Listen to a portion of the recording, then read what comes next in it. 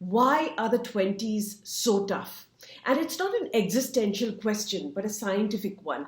So, did you know this? Physical activity, what we eat, intake of cigarettes, alcohol, drugs, the environment around us, pollution, and very importantly, trauma and other psychological stressors all have a profound impact.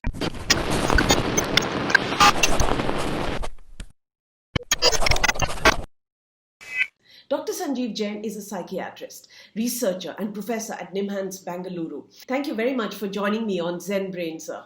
Simple question, why are the 20s so tough? Give us the brain development point of view. As we all know, of all the animals on Earth, human beings have the largest and perhaps the least developed brain at birth. So the brain is the biggest part of the child's body. And that's because the neurons, of which we seem to have a whole lot extra than other animals, have already been developed in utero. But what they don't have are the appropriate connections. So for the first 1.5 years after birth, the pyramidal tracts which control the motor system and things like that mature, and the child learns how to walk and then learns speech and all the communication skills. So there's a phase of connectivity which goes on till 4 or 5 years. Then it goes into a stable phase. And there's a second phase of connectivity which starts at adolescence, in which the brain again rewires itself very, very extensively. So that's the time you learn new skills, you learn new mathematics, you learn new literature, music, relationship issues, and all these things. And at the end of this spurt of growth, that's at the end of the teens and early adult life, the brain starts cutting back on these connections to retain what's essential for itself. And the next 5 or 6 years are then spent in fine-tuning whatever the development has occurred. So obviously, if your brain is going to grow in spurt till 20, then for it to, in a sense, put right literally in stone how it's going to behave for the next 40, 50 years, this is that period of transition. And that is going to be obviously a bit of a choppy ride, depending on a number of factors. So that's why late adolescence, early teen or early adult life are, in a sense, a bit tumultuous. Just to specify here that you are still an adolescent till about 24 years of age, which means that your brain is still developing. You may feel like you know it all, but the prefrontal cortex is still developing. Tell us a little bit about this. See, the brain, as it is a very plastic part of the body, it has several billion cells with obviously quadrillions of circuits. And these are constantly being modified.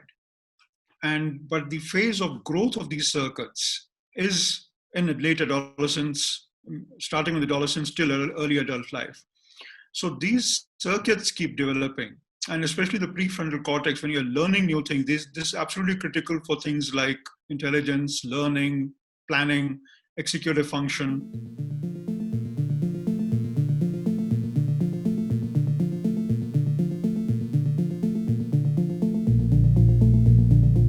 So these kinds of things do develop only in the early 20s, the capacity for long-term planning and things like that. Mm-hmm. So in that sense, the brain is still growing. So that process, which is actually also accompanied by growth in certain parts of the brain or certain circuits, is what is happening now. So what you're saying is also it's a time for specialization. It's also a time for really assimilating everything that you've learned over the years. Exactly. This is also a time which is tumultuous, and I'm talking about 20 to 30 because there is high stress because you've probably got a job at that time. You're probably falling in and out of love and you're having sex. People are feeling really high and then really low at this age. So there's obviously no clear answer to all this. We are born with our genetic makeup, and then we have a finite number of cells in the brain, which we're also born with.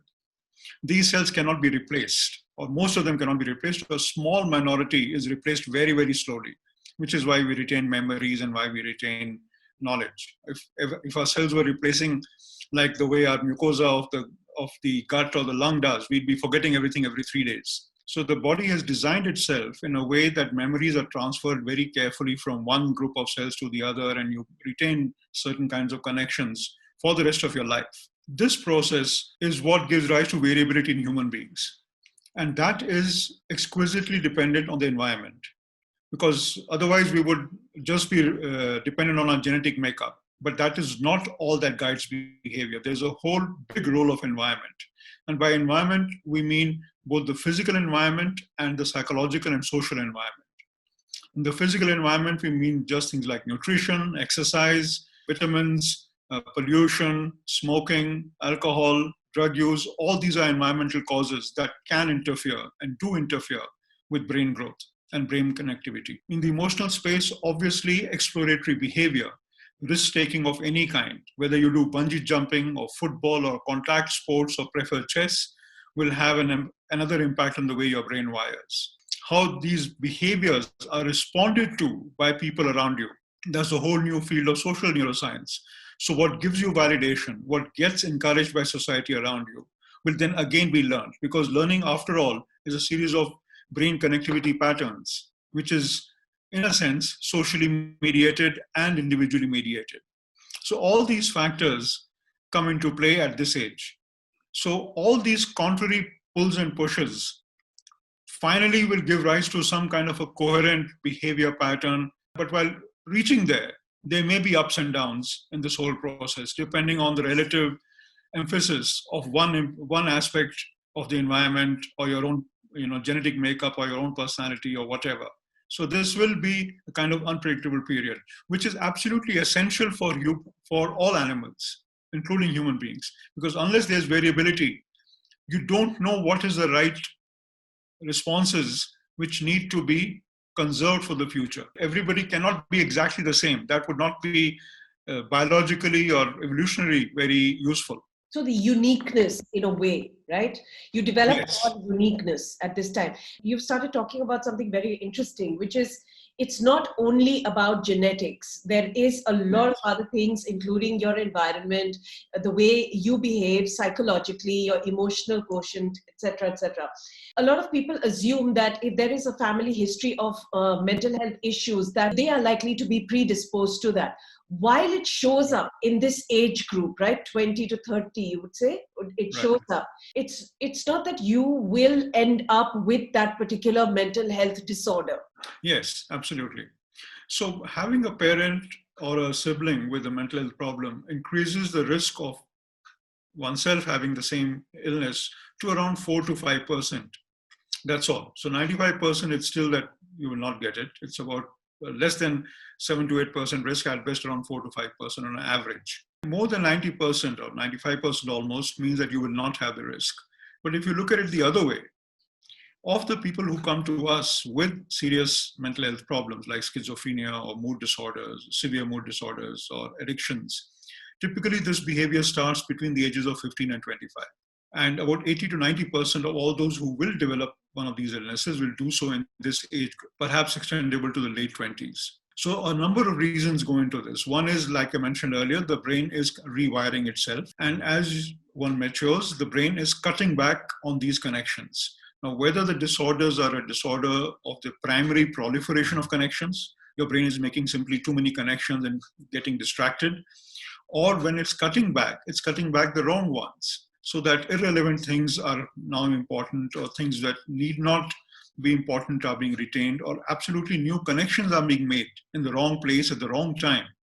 So these processes, we still don't understand how this entire orchestra is conducted and whether there's an underlying musical score which guides all this. But that is something that we need to do over the next few years. This is probably the major reason why this age band appears to be at highest risk of emotional disorders and psychiatric problems. Our brain has these neural networks which evolve throughout our lives. And this is an important age group, 20 to 30, where we are also shedding, where we are developing newer neural networks. It is not a disorder, but it could be something to do with these neural networks. Is that right? So all disorders of the brain and mind are basically network problems. Some are very subtle changes, some are more obvious changes, some are really, really drastic changes like dementia when you grow old, when the connectivity really, really drops. But at this age group, it's both a question of quality and quantity. What is the quality of your networks and how many networks have you actually developed? Both of them need to be understood. both in the biological sense and the psychological sense. Tell us how this can be developed. If there is a network problem, how do you develop it qualitatively? For probably as long as human beings have existed, learning is something that is transmitted by older members of the group. So whether you're an elephant or a cheetah or a lion or a human being, older members will teach the young how to hunt, how to travel, where to go, where the water is. So there is a transmission of knowledge. In human beings, that's been extended by our capacities to transfer knowledge into impersonal tools like books and the net. So these are the things that we will use to transfer knowledge from one generation to the other. Because human beings have made knowledge so vast and so complex that the brain constantly needs to adapt or to learn more and more skills in this whole process. Take the history of mankind. The acceptance of zero as a concept is only 1,000 years old. Before that, people didn't have the concept of zero. But once it appeared, it changed the human brain forever.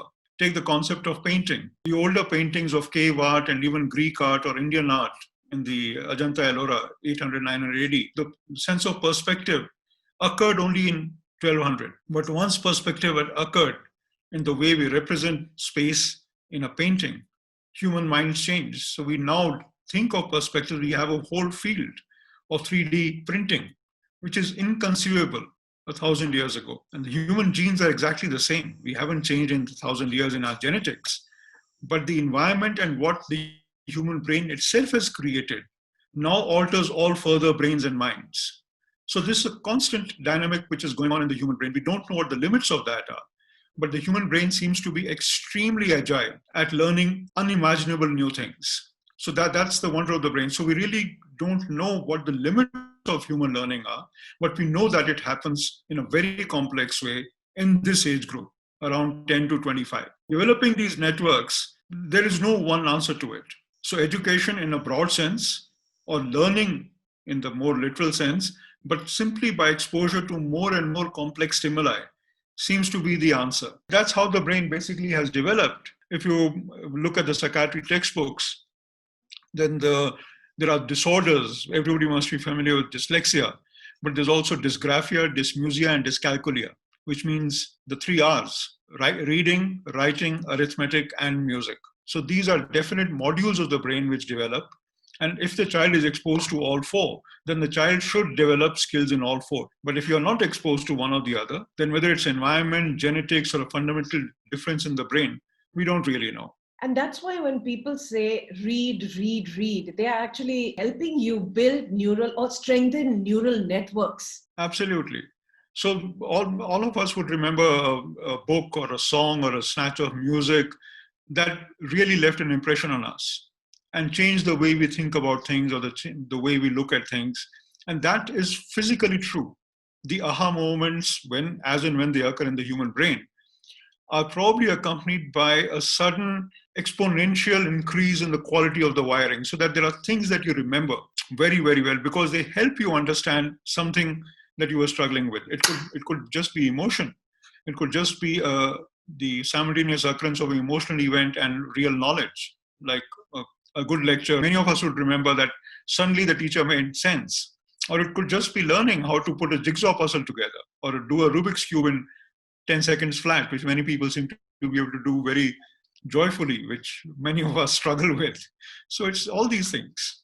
Now, getting back to this age group, the 20s, there's also a surge in chemicals, what you call neurotransmitters. Would you like to break it down for us simply? Like in all systems of biology, all these systems grow, stabilize, and decay. Adolescence, which is basically this period of brain rewiring, obviously has lots of routine bodily correlates, which means the sex hormones are being secreted, menstruation cycles are starting, hormone levels in the body are changing, whether it's sex hormones, androgens or estrogens. Both of them have very distinct effects on the brain. These things have their own cycles. So there'll be premenstrual changes. Then there's a whole issue of reproduction and sexuality. Each of them will be accompanied by its own hormonal changes. And the brain responds differently through each phase because the brain activity is linked directly to these hormones. The brain regulates these hormones and the hormones regulate the brain. So it's wonderfully engineered in that sense. And at this point in time, when all these behaviors have to be engaged in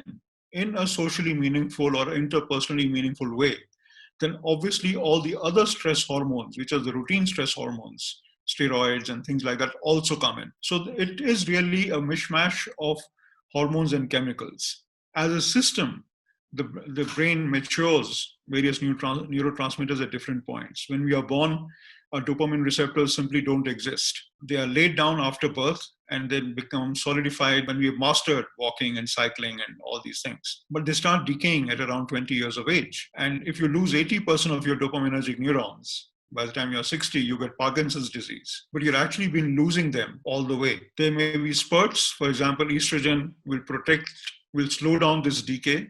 So women typically will not get Parkinsonian symptoms or will get them at a much lesser rate than men. Estrogen protects neurons from death. So women will have much longer lives with so-called intact brains than men will.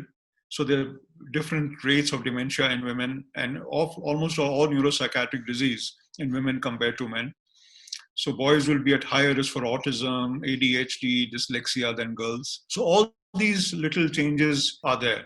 But during this particular age, because of environmental and biological factors and these complex behaviors that one is engaging in, the interface between steroid chemistry and neurotransmitter chemistry and neurotransmitter localization in the brain, all these things come into play. Plus, of course, then there are other environmental issues like caffeine and nicotine and alcohol and other drugs of abuse, which will all directly act on the neurotransmitters, which is the reason why they are being used in the first place. But they will alter brain patterns in a particular kind of way. Let's just explain that further. We were talking earlier about mood uplifters, cannabis, for instance, which changes brain patterns. Why does that happen? All the drugs of abuse that are known on earth, starting from sugar upwards to cannabis, opiates, cocaine, caffeine, all these are plant products. And the plants have evolved these to reduce the chance of foraging or injury. So animals are not supposed to like these, and if they taste them, then they're supposed to not come back to the plant, and the plant is a protective defense of the plants. Certain animals convert this into a positive. So we cultivate large amounts of sugarcane because we're addicted to the taste of sugar. We transform all our hillsides into tea plantations because we like tea and coffee. Similarly, with opium in the Golden Crescent, because it's estimated that about 10% or 10 to 15% of the world's arable land is now used by drugs of abuse. And they are called drug of abuse because they act on the brain in a particular kind of way. They act on neurotransmitters. They act on long-term neuronal cell health, viability, replacement. So what these drugs typically do is that they cause all kinds of misfiring in certain networks, which is otherwise called the feeling of being high. That may be mild, very, very mild. For example, with caffeine, which will just improve concentration, or nicotine, which will just improve concentration in the short term. But over a long term, they will interfere with the way the cells themselves behave. So things like cannabis are known because of its complex properties, because it's half fat and half protein, persists in the brain for a very long time and produces very, very long-term changes in the way the brain is wired up. So people are now expecting that with the legalization of cannabis, there will actually be an increase in psychiatric risks of cannabis, because people have been worrying mainly about the cancer effects of the smoke and not about the brain effects. Alcohol does the same thing. So because it acts directly on the cells themselves, it can change how, and it's a highly toxic thing because it produces 10 calories per gram. So your brain literally gets fried because of the excessive heat that it is producing after a while. So it's all these things matter to the brain. How it's going to finally modify its circuitry in the presence of all these noxious agents, therefore becomes a huge concern. Would you say one of the things is the excess production of dopamine? It causes an excessive release in certain parts of the brain. Because the body produces amount of dopamine, it is to be released in small bursts whenever cells need to communicate with each other. But with the drug of abuse, 100 times extra is being released at a time. And the neurons downstream can't cope with that extra release. And so that's when the damage starts happening. And would you say that this is the age group that is more susceptible to addictions, perhaps? So it's a chicken and egg situation. This is the age for exploratory behavior. So during exploratory behavior, there will be certain behaviors done or experiences undertaken which give you a sense of enjoyment or euphoria. Now, how much of that sense of enjoyment becomes addictive or repetitive to the exclusion of everything else? What are the factors that guide that? We are still trying to understand. We are investigating, for example, in our group, some of the genetics of it, some of the imaging parts of it, some of the just growth parts of it. So we see that the trajectory by which the brain grows is different in children who have got so-called attention deficit disorders or who have parents who have alcoholism. So their growth is slightly different. It catches up at the end, but 6 months or 1 year later. But in that crucial learning phase, it's at a slightly different tangent. So depending on what happens in that little bit of a gap, things can go off the rails completely. So it is a very fine, very, very finely tuned process. But we still don't know exactly what disrupts, how much, in whom. So research in progress. Let me move to depression. This is, of course, something that I'm sure you are seeing as a psychiatrist. Even on our Zen-Brain page, we have a lot of kids in their 20s who talk about very low periods, which they term as depression. They talk about suicidal tendencies. Is that something that is common in this age? See, one must understand depression and sadness as both as a linguistic and a disease construct. So feeling blue, feeling sad, udas hona is one thing.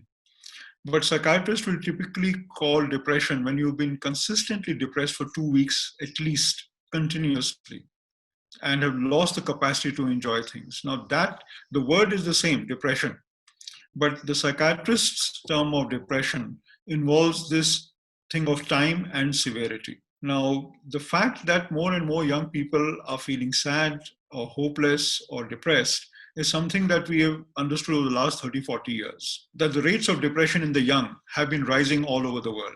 Now, why that is occurring, we don't have any clear answers. Probably it is the excessive demands of an increasingly more and more complex society, asynchrony between what you learn as a child or an adolescent and the actual demands of adult life. So the social change is so fast that the rules of life that you learned as a child or a young adolescent are actually no longer in play when you come out as an independent person in the 20s.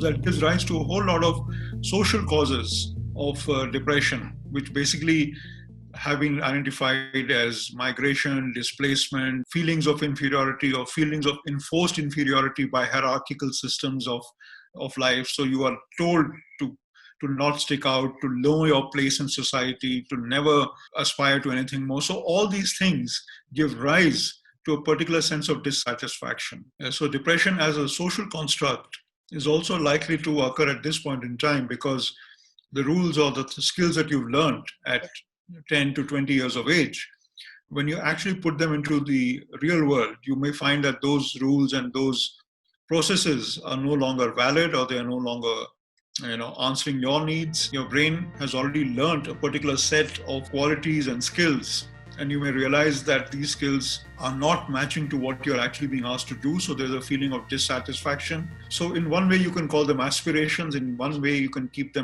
see them as a capacity mismatch or a learning mismatch. Whichever way it is, there's a sense of ennui or dissatisfaction with the way you are at that point in time, which is more and more likely to happen given the rapid social changes that are occurring. So rates of depression probably have been going up for multiple such reasons. It's very difficult to pinpoint any one of them. Although rates of depression have been going up, it's not as if we have an epidemic of depression. Studies have shown that although 8 to 10%, for example, the National Mental Health Survey showed that about 8% of people, especially the young, have depressive symptoms. But typically, if you do the same study after another year, you'll still find 8% who are depressed, but they will typically not be the same persons. So depression by itself is usually a self-limiting condition. People get over it in 3 to 6 months, typically.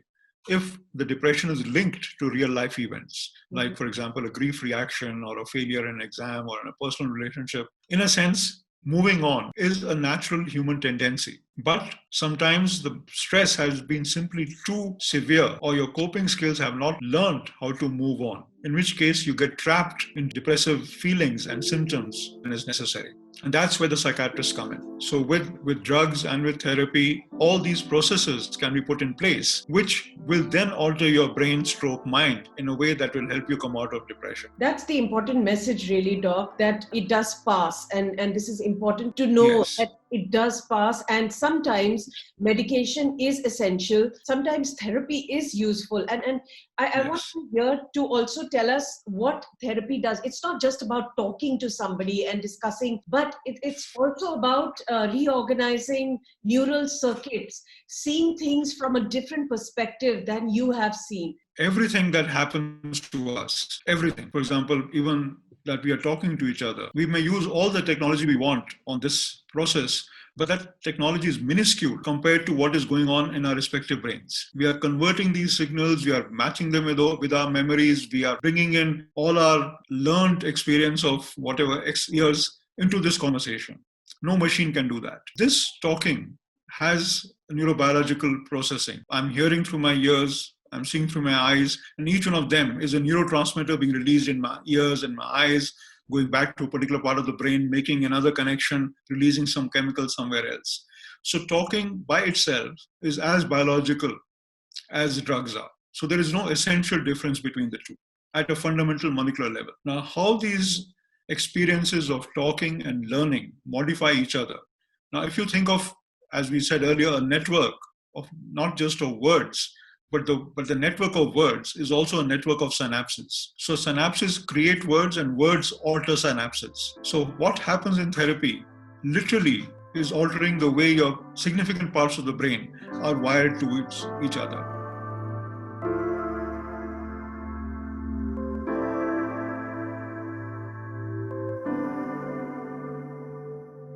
That's mainly because your brain, at any point of time, your mind is creating lots of connections and then zoning in on a few which it thinks to be valuable. In talking, in cognitive therapy, for example, you explore each one of those various options in a metaphorical kind of way, but it is actually also a literal biological way. Your brain is now saying, okay, if this was there, if a connection A to B led to C, perhaps A to C could also lead directly to D. So you're balancing all those options in your mind. And your mind is then saying that this is perhaps an option out. The processes of therapy can also be reduced at one level to biological levels. It's not as if biology will explain exactly how your therapist talks to you and the feeling of warmth or empathy that you have. But ultimately, that is also a biological phenomenon. So there is no inherent disconnect between the biology and behavioral and psychological techniques. They are all acting on the template of the brain. And sometimes both are necessary. It's like having a good dish. You don't know whether the salt was essential or the pepper was essential or the ghee was essential.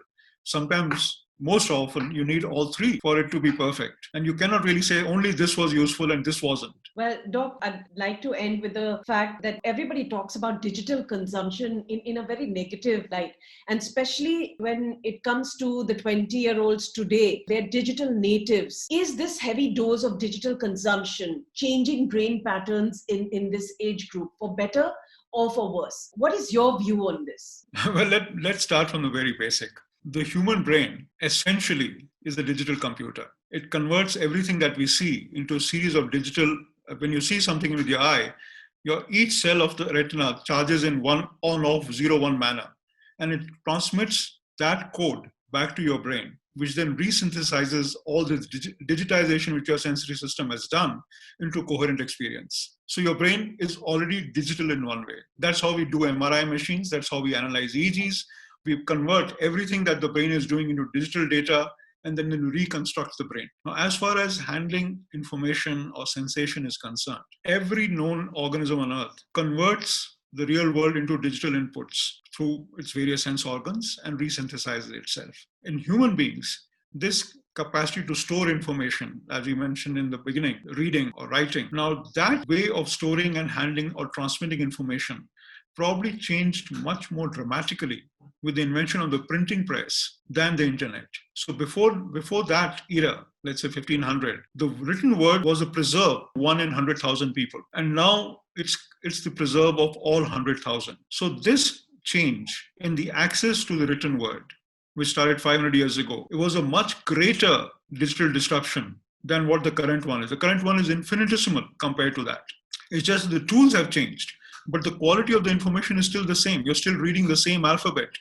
We haven't created a new alphabet. We are still seeing the same colors. We are still seeing the same human beings enacting the same things. It may be very, very hardwired for us to be curious about things. You know, in an old 60s experiment, they put monkeys in cages with sensory deprivation, and they opened a window to another cage. And the monkey would spend a lot of time simply watching other monkeys to the exclusion of eating. So human beings love to watch, just like primates, other humans. Whether you're actually living in a cage, that is a social construct. Why is the digital addiction happening? Because you put your minds in cages, and therefore it's a problem. If your minds were actually freed, probably this would just be another learning experience. The problem is in the cage, not in the digital media. So I would say that the digital space has actually opened up a freedom of thought and expression, which is actually liberating and more overall a very productive influence. Now, addiction to anything would be troublesome. Caffeine or tea is an ideal example. You drink 2 cups of tea, you will feel alert and energetic. But if you drink 10 cups of tea, you'll have tremors and you can't sleep at night. Now, is it a problem with the tea, or is it a problem with the way you've handled the tea? I would tend to look at it like that. So this digital preoccupation typically occurs in that same phase of 15 to 25 or even younger, when the brain is actually making new connections. Except now, instead of the real world stimuli, it has also got an imagined world stimuli. Whether this will actually produce young people who are able of living simultaneously in a real world and a virtual world, we have no idea. That's where robotics and artificial intelligence promises to take us. But we are a long way away from there. Well, I think the question really is not how much time one spends in the digital world, but what he or she spends it in doing. Yeah, that is always troublesome. So there would be, one must remember that for many parts of the world, for example, in Cambridge University for a long time, you could only teach theology. And that was supposed to be good enough for you to get by. If you read the book, that was enough for you to get by. There was no reason for you to read mundane things like physics and maths. So secularizing knowledge and saying that almost all knowledge is equally valuable and not just the religious texts has been an accomplishment of the recent past. Of course, sometimes it lands up in absurdist endpoints. Pornography is a classic example, but so is painting. There is a whole movement now which says that all the classic painting is nothing but pornography of the 16th century, but we think of it as classic art. There could be aspects of the digital experience that we really don't understand, and trying to put a limit on what it is. You would be going back to the 16th, 17th century when people were trying to curtail what you could think, like Galileo, or what you could paint, like all the painters of the 16th, 17th century. So we've created it, so we'll have to live with it. That's a great point to end at. Your perception becomes your reality. The question that we began by asking, why are the 20s so tough? Clearly, it's because of multiple scientific reasons, the way our brain evolves, neural pathways that are being formed and reinforced repetition or shed due to lack of use.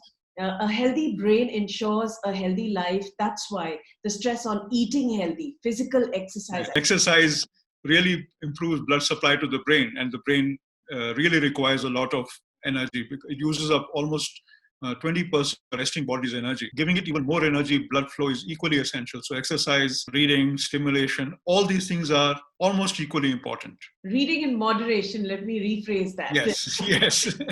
And the 20s is probably the worst, but also the best time to do this. So change. It's the only time to do this. It's the only time to do this. All of us will realize that we think the music we heard in the 20s was the best ever. True. Thank you for shedding light on it scientifically. And I hope that was useful for the 20-year-olds who think this is the worst time in their lives. Because as you said, Doc, this too shall pass. Till the next time, live powerful. Thank you, Dr. Jain, for joining me. Thank you. Thank you so much.